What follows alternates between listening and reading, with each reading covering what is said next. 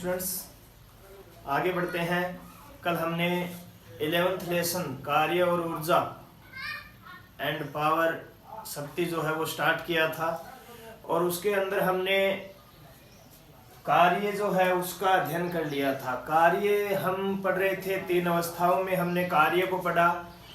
एक तो हमने धनात्मक कार्य पढ़ा, एक हमने ऋणात्मक कार्य पढ़ा और उसके बाद में शून्य कार्य पढ़ा। उसके ऊपर कार्य के ऊपर कुछ न्यूमेरिकल करते हैं। न्यूमेरिकल एग्जाम में आते हैं, बोर्ड एग्जाम की दृष्टि से बहुत महत्वपूर्ण है। तो देखिएगा, अगर क्वेश्चन आए कि यदि सफर में जाते समय आप 12 किलोग्राम के एक थैले को धरती से उठाकर, 12 किलोग्राम का थैला है और आप सफर में जा रहे हैं और 12 किलोग्राम के थैले को धरती से उठाकर, धरती पे नीचे पड़ा है वो, और उसे उठाकर 1.5 मीटर ऊपर आप अपनी पीठ पर रखते हैं। पीछे पीठ पर रखते, नीचे से उठाया आपने, पीठ पर रखा। तो थैले पर किए गए कार्य की गणना करनी है कि आपने थैले पर कितना कार्य किया।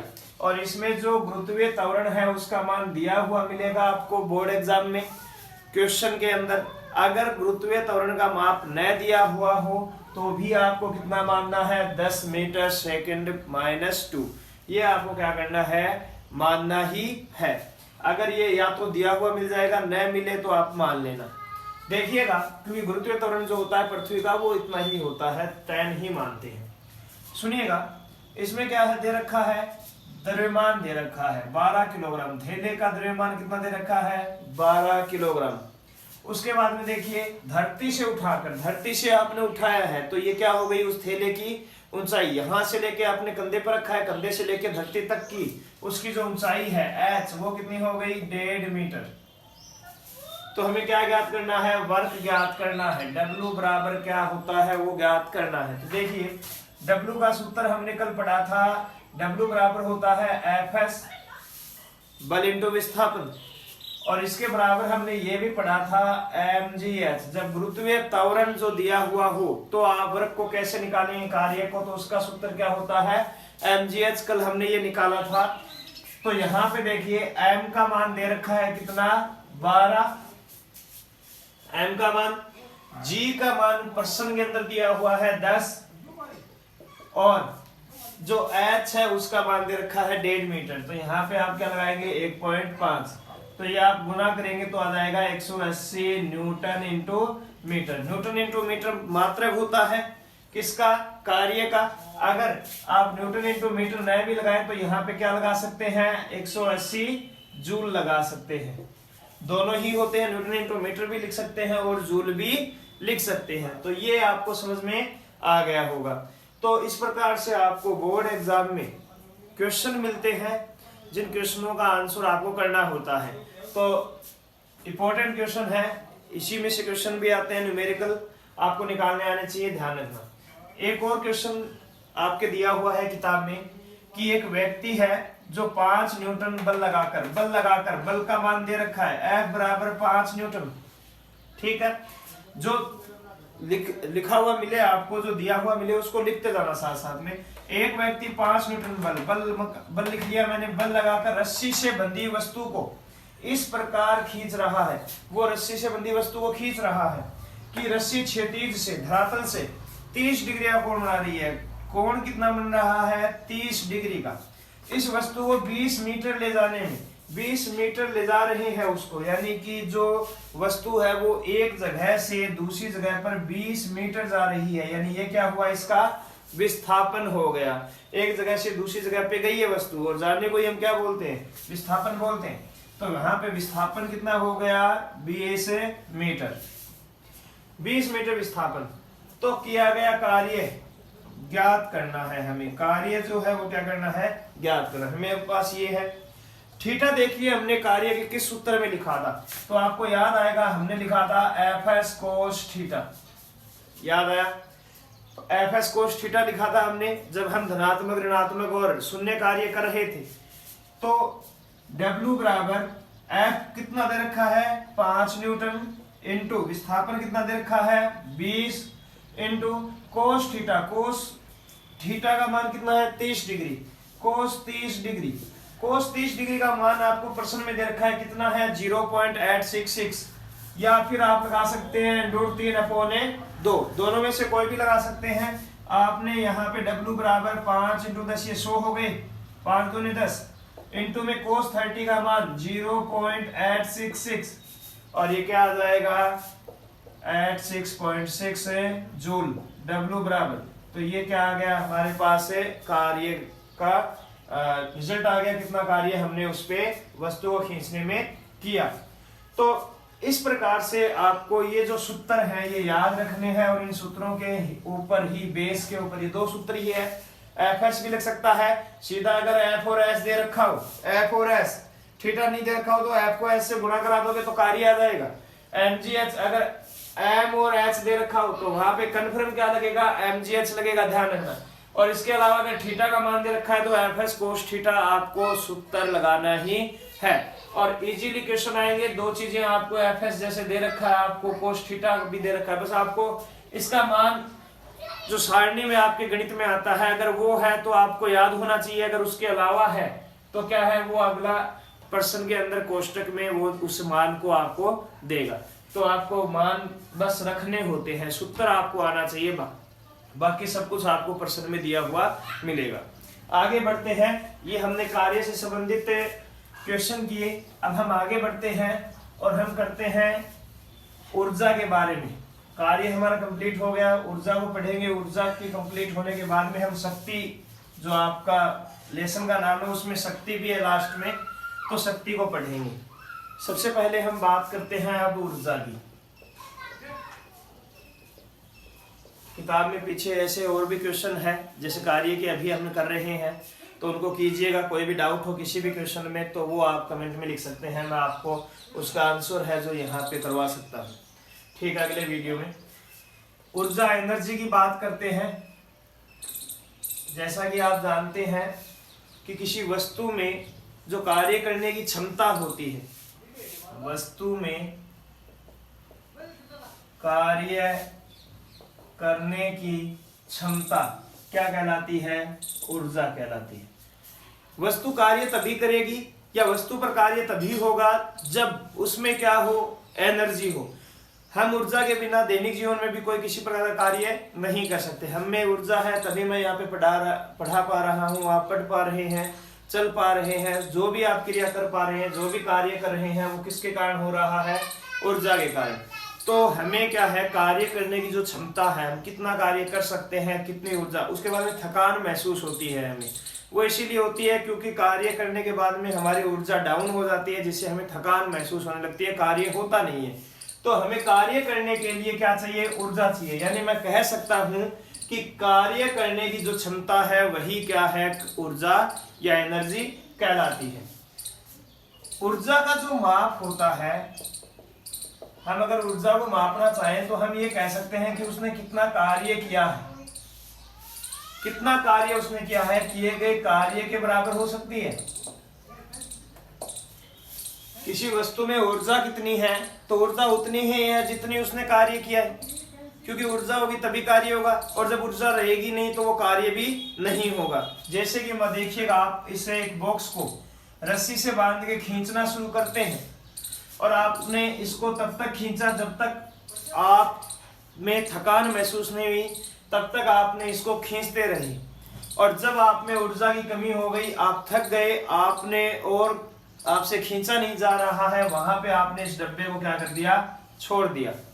तो ऊर्जा किसके बराबर हो गई, आपके किए गए कार्य के बराबर। यानी कि ऊर्जा की जो माप है वो हम देख सकते हैं कि उसके द्वारा, उस वस्तु के द्वारा, उस व्यक्ति के द्वारा किए गए कार्य के बराबर होगी।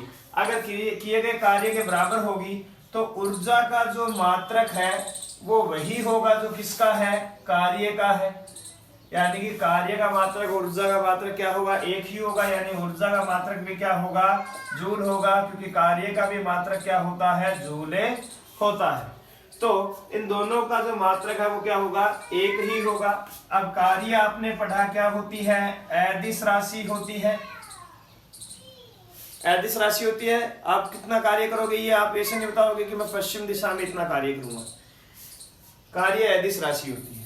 इसी प्रकार ऊर्जा भी क्या हो जाएगी, फिर एक प्रकार से अदिश राशि। तो ऊर्जा जो है ये कार्य करने की क्षमता को ऊर्जा कहते हैं। जितना कार्य होगा उतनी ही ऊर्जा उसमें उसकी ऊर्जा की माप होगी। ऊर्जा का जो मात्रक है वो भी जूल होगा। अब हम देखते हैं कि ऊर्जा जो होती है ये विभिन्न रूपों में पाई जाती है।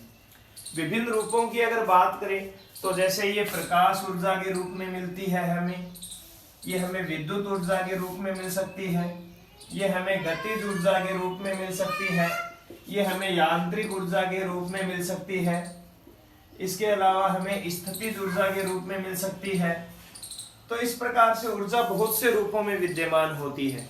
इन सभी रूपों की हम बात करेंगे। यहाँ पे सबसे पहले हम बात करेंगे ऊर्जा के प्रकारों में, ऊर्जा के टाइप में यांत्रिक ऊर्जा की। हम बात कर रहे हैं ऊर्जा के प्रकार, टाइप ऑफ एनर्जी। ऊर्जा के प्रकार में सबसे पहले जो हम ऊर्जा पढ़ेंगे वो है यांत्रिक ऊर्जा।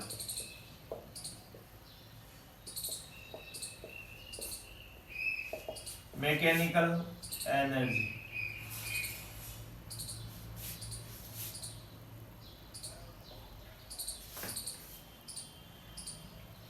मैकेनिकल एनर्जी, यांत्रिक ऊर्जा क्या होती है सुनिएगा।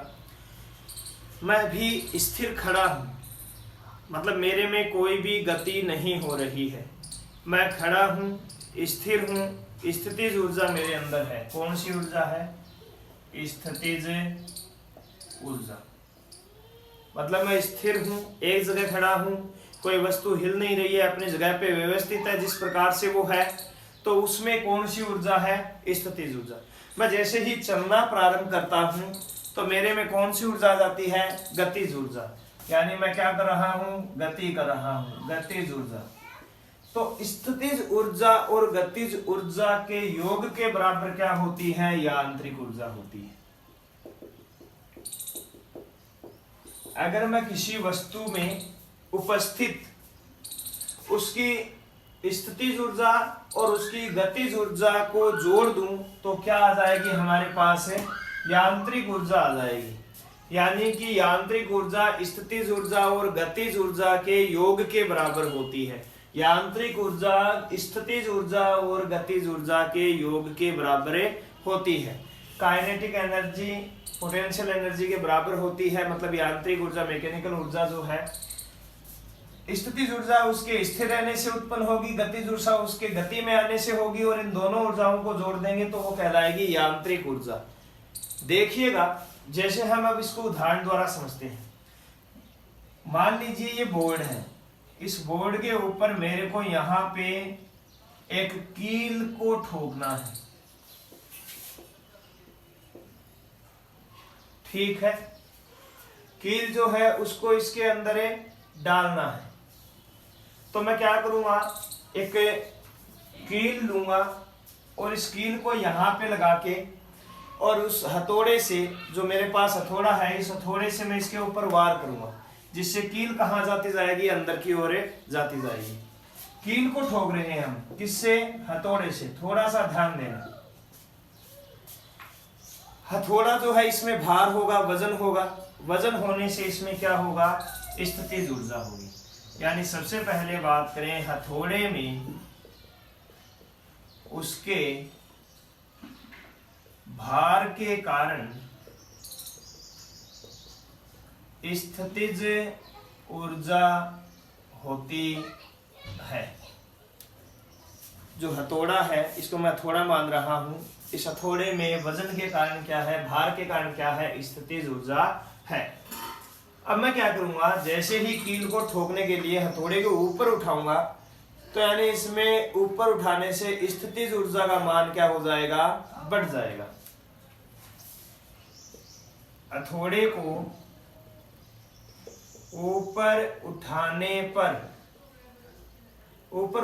पर उसमें, हथौड़े को ऊपर उठाने पर उसमें हम क्या कर रहे हैं? उस पर कार्य कर रहे हैं, उस पर कार्य करते हैं। मैंने इस हथौड़े को पढ़ा था, इसके ऊपर कार्य किया, इसको मैंने उठाया, ये पहले यहाँ पे था, अब मेरे हाथ में यहाँ पे है, यानी कि इसने अपनी जगह चेंज कर ली, जो इसकी स्थिति है वो चेंज हो गई। जो इसमें मैंने जो विस्थापन है वो उत्पन्न हुआ, मैंने हथौड़े के ऊपर बल लगाया, बल लगा के उसको उठाया, यानी पहले ये यहाँ था अब यहाँ पे है, यानी ये क्या हो गया, बीच का विस्थापन हो गया। यानी बल इंटू विस्थापन, मैंने क्या कर दिया, कार्य कर दिया। मैंने जैसे ही इसके कार्य किया, मैंने इसको यहाँ पे बल लगा के यहाँ तक लाया, यानी इसमें बल भी लगा और विस्थापन भी लगा, और बल इंटू विस्थापन ही क्या होता है, कार्य होता है। और जैसे ही मैंने ये कार्य किया हथौड़े के ऊपर, तो हथौड़े पे जैसे ही कार्य करेंगे स्थितिज ऊर्जा बढ़ जाएगी, स्थितिज ऊर्जा क्या हो जाएगी, बढ़ जाएगी। ठीक है, कील पर अब मैं क्या करूंगा, प्रहार करूंगा। ये कील है, इस पे जैसे ही मैं प्रहार करूंगा तो कील में क्या आएगी, गतिज ऊर्जा। ये जो हथौड़ा है इस पे क्या आएगा, गतिज ऊर्जा आएगा। मैं गतिज ऊर्जा लाऊंगा यहाँ पे, और गतिज ऊर्जा के कारण क्या होगी, कील जो होगी वो इसके अंदर चली जाएगी। यानी कि गतिज ऊर्जा के कारण जो हथौड़े में गतिज ऊर्जा उत्पन्न हुई, मैंने इसको यहाँ पे लाया, मैं गतिज ऊर्जा जो मैंने हथौड़े पे लगाई, उस गतिज ऊर्जा के कारण जो कील है वो क्या हो गई, अंदर चली गई। तो इसमें गतिज ऊर्जा और स्थितिज ऊर्जा दोनों की बात हो रही है, और जब गतिज ऊर्जा और स्थितिज ऊर्जा दोनों को जोड़ दिया जाता है तो उसे हम क्या कह देते हैं, यांत्रिक ऊर्जा कह देते हैं। आपके ये समझ में आ गया होगा, कील को ठोकना है और थोड़ा इसमें हम यांत्रिक ऊर्जा का इस्तेमाल करते हैं। इसके अलावा अगर हम बात करें तो आपने खिलौना पिस्तौल देखी होगी,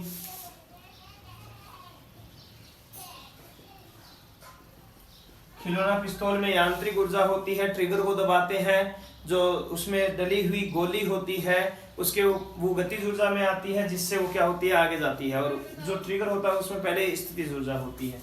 इसी प्रकार जो धनुष है, उस धनुष में जो धागा उसको खींच के रखते हैं तो वो स्थितिज ऊर्जा में होता है, और जैसे ही वो गतिज ऊर्जा में आता है, तीर जो होता है आगे की ओर चला जाता है। यानी कि यहाँ पे भी क्या है, स्थितिज और गतिज दोनों प्रकार की ऊर्जा हो रही है इस्तेमाल में, और जब दोनों ऊर्जा होती है तो उसे क्या कहते हैं, यांत्रिक ऊर्जा। चलती हुई गाड़ी जो होती है, चलती हुई कार जो है, इसमें भी क्या होती है, यांत्रिक ऊर्जा समाहित होती है।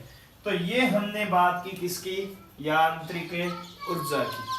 यांत्रिक ऊर्जा का मतलब है स्थितिज ऊर्जा और गतिज ऊर्जा का योग ही क्या कहलाता है, यांत्रिक ऊर्जा कहलाता है। अब हम दूसरे ऊर्जा की बात करते हैं, देखिएगा दूसरी ऊर्जा है गतिज ऊर्जा।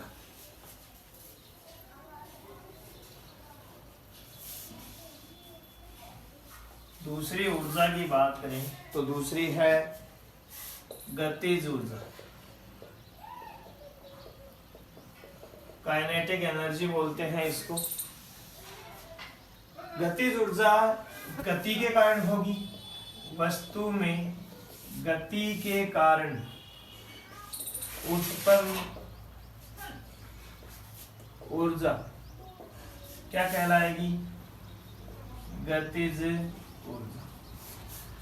कोई वस्तु है, उस वस्तु में गति हो रही है, गति के कारण जो उसमें ऊर्जा उत्पन्न होगी वो क्या कहलाएगी, गतिज ऊर्जा। जैसे कि देखिएगा, जैसे कि कोई फल है वो गिर रहा है, यानी गिरता हुआ फल ऊपर से नीचे तक आएगा तो वो गति करके ही आएगा। नदी में बहता पानी, नदी में जो पानी बह रहा है वो एक स्थान से दूसरे स्थान पे गति के कारण ही गया है। उड़ता हुआ हवाई जहाज, एरोप्लेन एक जगह से दूसरी जगह जाएगा तो उड़कर जाएगा, यानी वो गति करके जा रहा है। ऐसे नहीं वो वहां पे खड़ा रहेगा और कुछ एक घंटे बाद में वो हमें दूसरे स्टेशन पे खड़ा मिलेगा, हवाई अड्डे पे खड़ा मिलेगा। तो मतलब कि उड़ता हुआ हवाई जहाज है। इसी प्रकार चलती हुई कार है, हम कार को चलाकर ही एक जगह से दूसरे जगह पे पहुंच सकते हैं, तो यानी चलती हुई कार है। तो इस प्रकार से जो भी आप उदाहरण देखेंगे जिसमें गति हो रही है वो क्या है, उसमें गतिज ऊर्जा है। अब हम यहाँ पे गतिज ऊर्जा निकालने का फॉर्मूला देखेंगे, गतिज ऊर्जा का फॉर्मूला भी देखेंगे और किस प्रकार से वो व्युत्पन्न हो रहा है वो भी देखेंगे। क्योंकि आपको प्रश्न सीधे आएगा कि गतिज ऊर्जा को व्युत्पन्न करने जो उसका सूत्र है उसको व्युत्पन्न कीजिए, आपको वो सूत्र आप कैसे वो सूत्र प्राप्त करेंगे वो आपको निकालना है। तो देखिएगा कि ये कोई वस्तु है, इस वस्तु पे आपने बल लगाया, यहाँ पे आ गई, ए है, ये वस्तु बी है, मतलब कि ये वस्तु यहाँ से यहाँ तक आ गई, यहाँ से यहाँ तक की जो दूरी है वो एस विस्थापन हो गई। ध्यान रखना, वस्तु पहले स्थिर थी, या कार मान लीजिए, कार है यहाँ पे खड़ी है तब तक उसका प्रारंभिक वेग क्या है, प्रारंभिक वेग, यानी उसमें कोई वेग है क्या, प्रारंभिक वेग क्या होता है, 0 होता है, क्योंकि गाड़ी क्या है, स्थायी स्थिर खड़ी है। जब स्थिर खड़ी है तो इसका प्रारंभिक वेग जो पहले वेग है वो 0 होता है। जैसे ही इसने चलना स्टार्ट किया, गाड़ी ने जैसे ही चलना स्टार्ट किया, चलते ही इसका वेग क्या हुआ, बढ़ा, और बढ़ते बढ़ते वो कितना आ गया, v आ गया। तो अंतिम वेग क्या हो गया, यहाँ पे रुक गई, अंतिम वेग हो गया v, अंतिम वेग। और वेग में परिवर्तन की दर क्या होती है, त्वरण कहलाती है। क्या कहलाती है, त्वरण। यानी यहाँ पे क्या उत्पन्न हुआ, त्वरण उत्पन्न होगा। वेग में परिवर्तन की दर त्वरण होती है। यहाँ पे 0 था, जैसे ही हम चलाएंगे गाड़ी को, गाड़ी चलेगी, गाड़ी चलते ही उसका वेग क्या होगा, बढ़ेगा। जैसे जैसे स्पीड बढ़ेगी वैसे वैसे वेग बढ़ेगा, और उसका त्वरण क्या होता जाएगा, चेंज होता जाएगा, यानी त्वरण उत्पन्न हो जाएगा। अब सुनिएगा, गाड़ी यहाँ थी, प्रारंभिक वेग 0, अंतिम वेग जो है v माना हमने, बल लगाया, बल लगाने से यहाँ पे गई, बीच की जो दूरी है इनकी वो विस्थापन हो गई। वेग में परिवर्तन के कारण यहाँ पे क्या उत्पन्न हो गया, त्वरण उत्पन्न हो गया। अब हम देखते हैं कि न्यूटन की जो गति है, न्यूटन की गति का तीसरा नियम, न्यूटन की गति का तीसरा नियम कहता है कि v स्क्वायर बराबर u स्क्वायर प्लस 2as। गति का तीसरा नियम, न्यूटन की गति का तीसरा नियम क्या कहता है, v स्क्वायर बराबर u स्क्वायर प्लस 2as। तो देखिएगा, यहां से हम त्वरण निकाल लेते हैं। क्या निकाल लेते हैं, त्वरण निकाल लेते हैं। देखिएगा, a बराबर क्या हो जाएगा, यहाँ पे a बराबर हो जाएगा v, पहले v स्क्वायर को इधर भेजेंगे, देखना, पहले u स्क्वायर को इधर भेजेंगे, तो ये हो जाएगा 2as बराबर v square minus u square. अब a को हमें यहीं रखना है, 2s को उधर भेज देंगे, तो ये हो जाएगा v square minus u square upon 2s। ठीक है, कोई दिक्कत नहीं है, ये हो गया। अब हम क्या करते हैं, द्वितीय नियम देखते हैं। गति का द्वितीय नियम क्या कहता है, द्वितीय नियम कहता है F बराबर m। जो गति का दूसरा नियम है न्यूटन का, वो कहता है F बराबर ma। अब F बराबर ma है, तो यहाँ पे हम F बराबर क्या कर देंगे, a का मान रख देंगे। a का मान हमने यहाँ पे देखिए निकाल रखा है, ठीक है। तो देखिए m ऐसा का ऐसा पड़ा है, यहाँ पे कोई छेड़छाड़ नहीं है। a का मान लिख रहा हूं मैं v square minus u square upon 2s। ठीक है, कोई दिक्कत नहीं। ओके, अब सुनिएगा, यहाँ पे हमें m जो है, a का मान हमने रख दिया। अब f जो वर्क है, वर्क का मतलब क्या होता है, fs होता है वर्क। इधर देखिएगा, w बराबर क्या, fs। अब मैं f जो है इसका मान रख देता हूं। f का मान ये रहा, m v square minus u square upon 2s into में s को s से काट देता हूं। क्या बचा, w बराबर बचा 1/2 m v square minus u square.